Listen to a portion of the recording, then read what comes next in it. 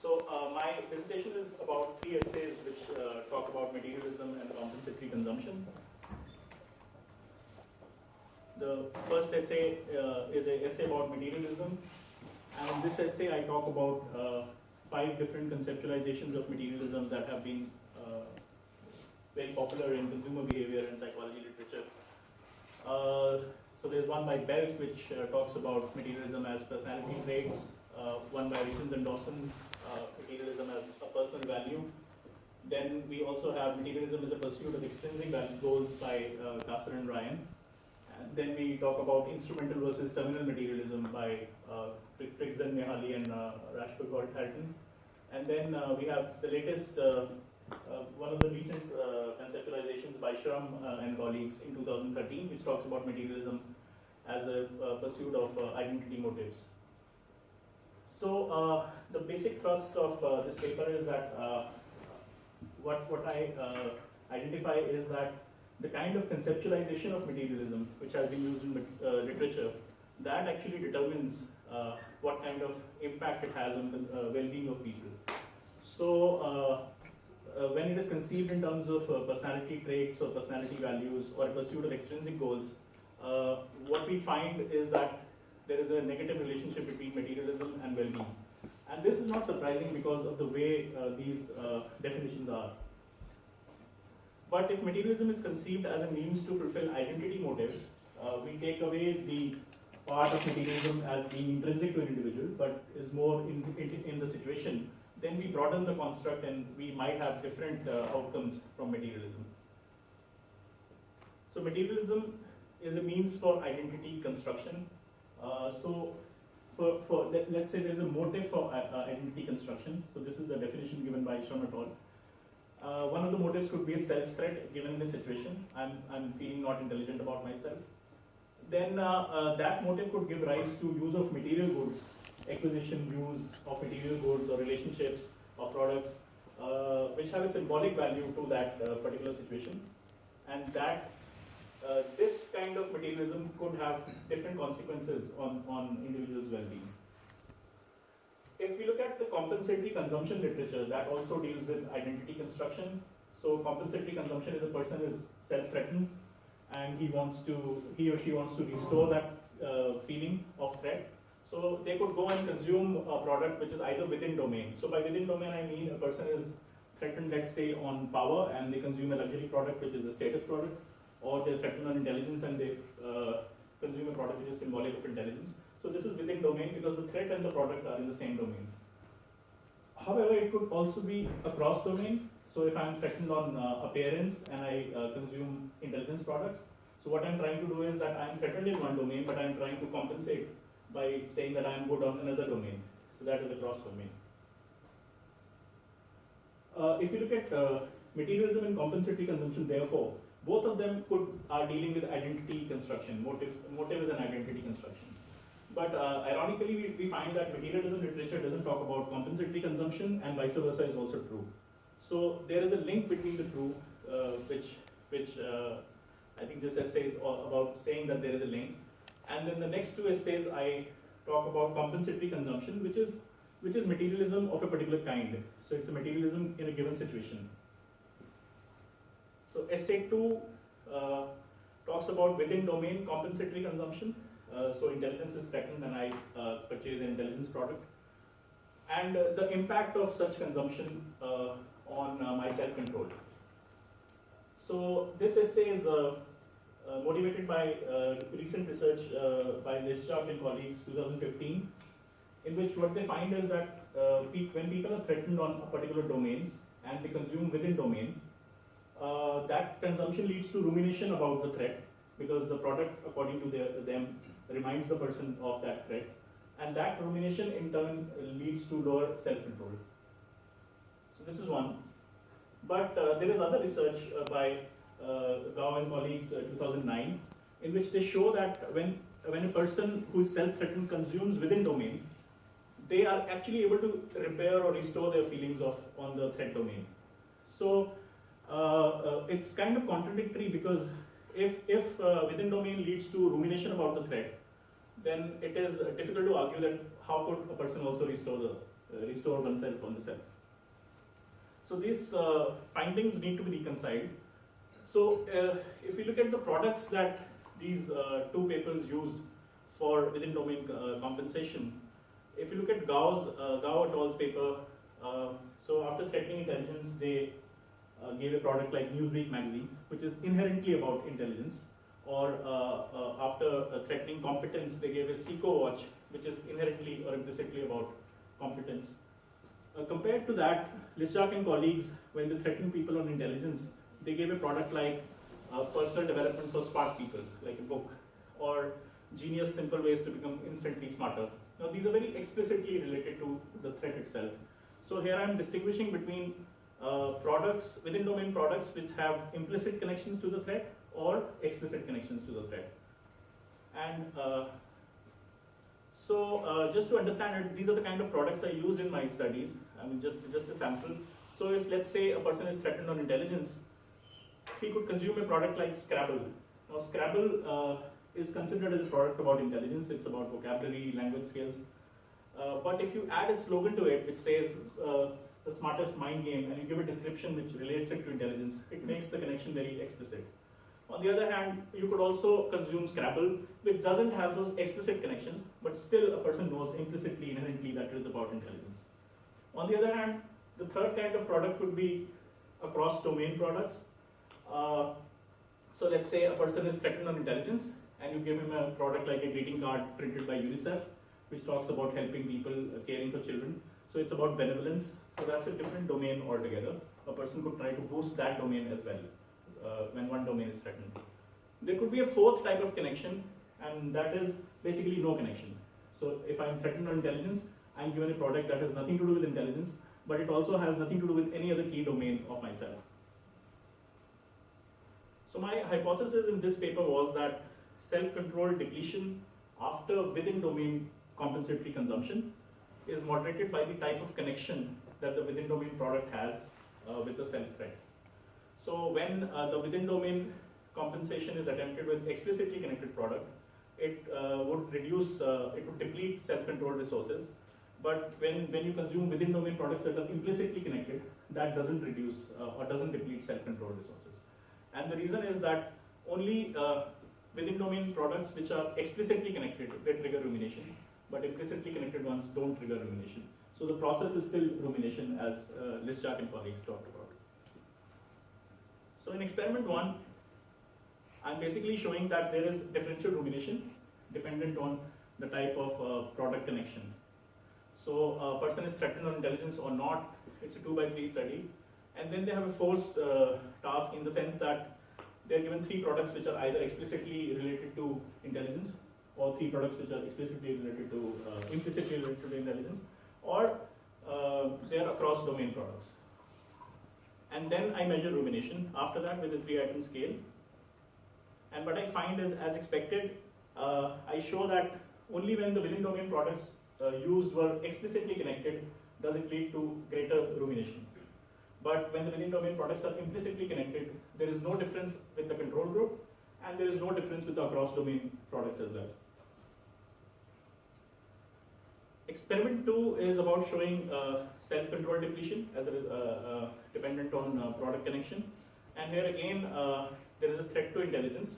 So there is a task which is intelligence task, and a feedback is given, a false feedback on it. And then the similar product connection manipulation. So it's a single factor, three-cell design. And then performance on a self-controlled task is measured. So they're given a task which is an underlining task, and they have to do some work which requires self-control. And what I find is that when they compensate for the intelligence threat with the explicitly connected products, their performance actually drops. So this indirectly shows that their self-control was less because the task required self-control. And then experiment 3 is a replication of experiment 2, but here instead of using performance on a task, I actually measure their construal level. So there's a paper by Van and Agarwal, 2011, which shows that when a person is depleted on self-control resources, they tend to have lower construal levels. So this is what happens. So threatened individuals report lower menstrual levels compared to those who, when they compensate with explicitly connected products compared to when they compensate with implicitly connected or cross-domain products. So basically, I have my hypothesis tested by these three experiments, and then I move to the next essay, which is an extension of essay 2, because it comes from the differential rumination results that I encountered. But it is testing a more important DV in the sense that I'm trying to answer the question whether within domain compensation actually restores the self. And if it does restore the self, what are the conditions under which it restores the self? So here,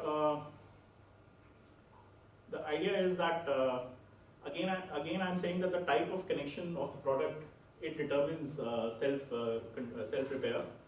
So what would happen is if an explicitly connected product is consumed, it would lead to rumination, and that rumination would in turn reduce self-repair. On the other hand, if implicitly connected product is consumed, that would have no impact on rumination and therefore would allow self-repair based on symbolic self-completion. So it is an important question because if compensatory consumption doesn't restore the self, then it basically is consistent with the other materialism research, which shows that it's a wasteful kind of activity and doesn't really impact well-being. On the other hand, if it works, it shows that in certain circumstances, materialism, situational materialism, that is compensatory consumption, can have positive utility. So I have hypothesis is that, the first hypothesis is that people will compensate for self-threat regardless of the type of connection. What I mean by that is that if I am threatened and if I am given a product which is within domain, it doesn't matter to me whether it's explicit or implicit. I'm going to prefer these products irrespective of the kind of connection. But the critical difference comes that based on the type of connection, the rumination about the threat would differ, which would have an impact on self-repair. This is conceptually showing the same hypothesis. In experiment 1, I'm testing that explicit connection. I'm showing that it is impeding self-repair. So it's a 2x2 design on MTurk with about 500 participants. And so I threaten people on intelligence or not through a recall task. And then there is a compensation manipulation or a connection manipulation, explicit or implicit, between subjects. So this magazine, After Intelligence Threat, a National Geographic magazine, has been used in literature as an implicit intelligence product. But in the explicit condition, it would have a slogan which, let's say in this case, is informative, intelligent, insightful. So it makes the connection very explicit. In the implicit condition, the slogan would be missing. And after that, I measure self-repair, and this is in terms of preference for an intelligence product. So if a person is actually not compensated because of the first choice task, they would actually seek intelligence products, but if they're compensated, they would not seek intelligence products. That is the idea. And what we get is what I wanted, which is that explicitly connected conditions, the preference for intelligence product is higher, but not so in case of implicitly connected products. Experiment 2, I'm sorry, why it is happening, I don't know. But anyway, experiment 2 is showing that individuals will compensate or prefer products which are within domain irrespective of the type of connection. That is the first thing we want to show. And then again, we want to show that only when the product is explicitly connected, it impedes self-repair. So it's a two-step, it's a more conservative study in that sense. It's a 2x3 study.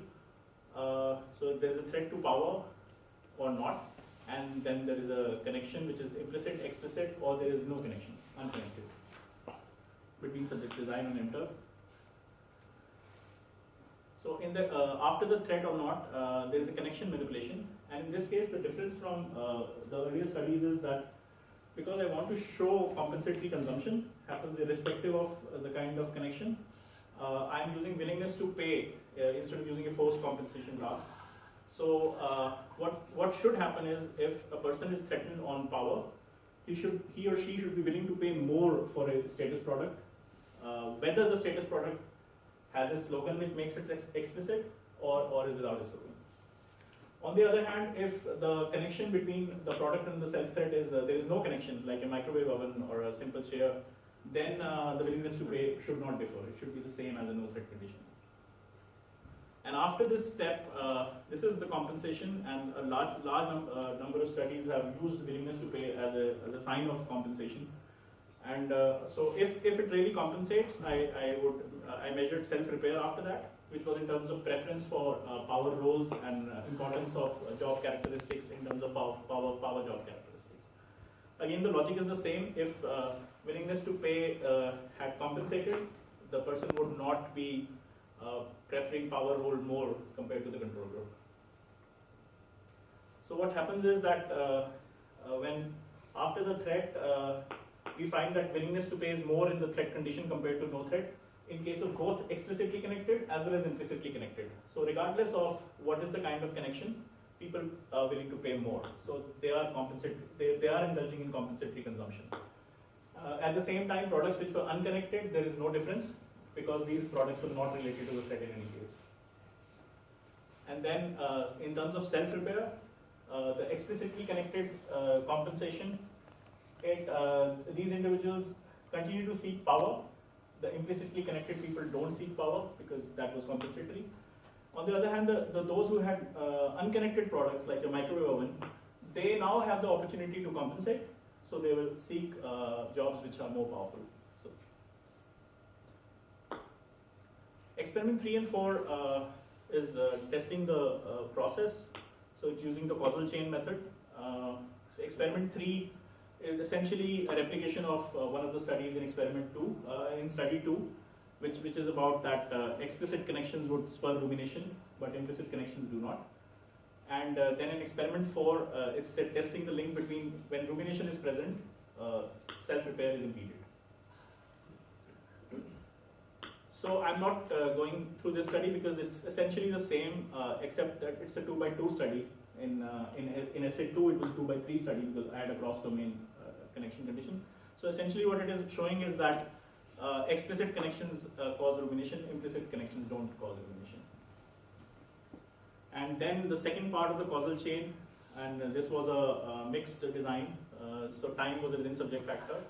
So first I measured sociability of the participants, and then at time 2 I threatened all of them on sociability domain by giving them a recall task, and then I manipulated rumination. So either they were made to ruminate about their lack of sociability, or they were distracted from that rumination.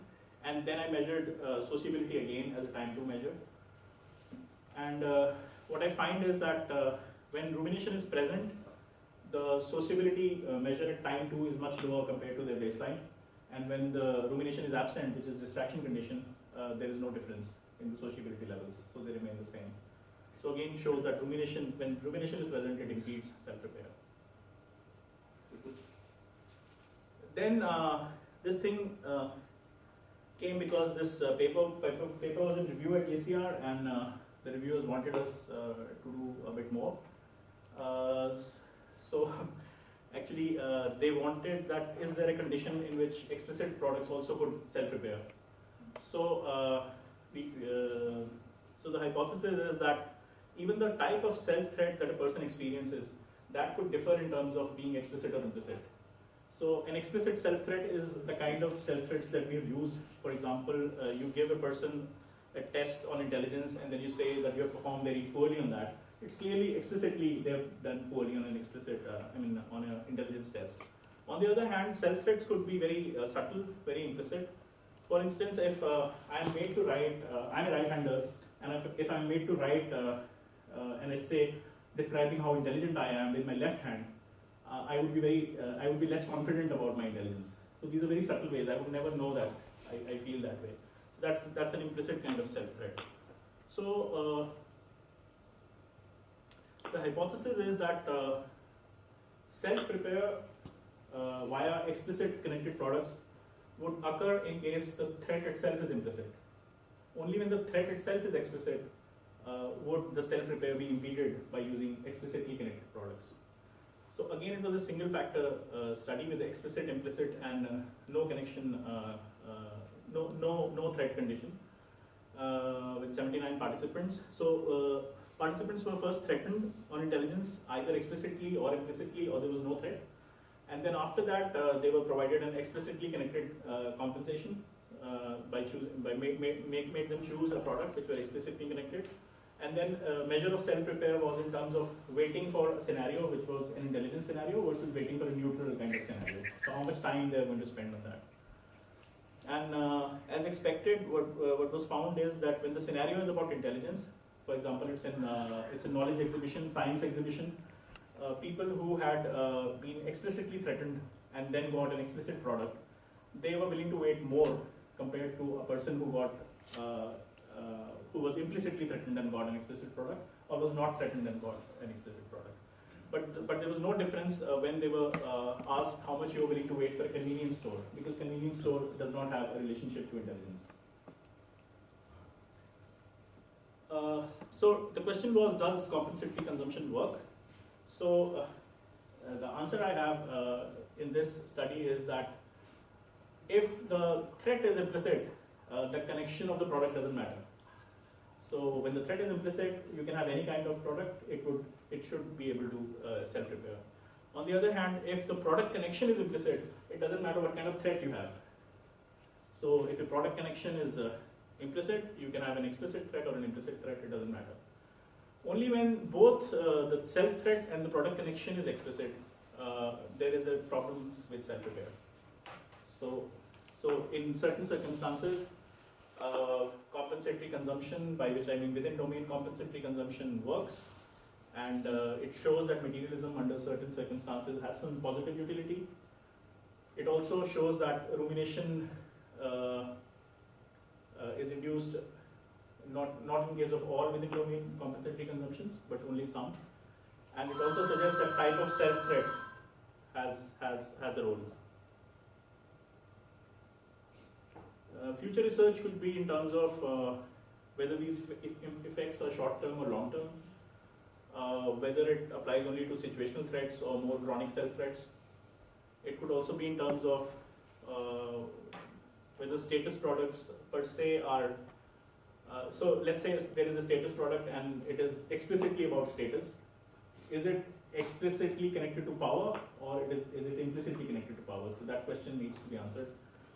And then there could be studies which try to uncover how these results change at different levels of explicitness of the self-threat and also of the product connection.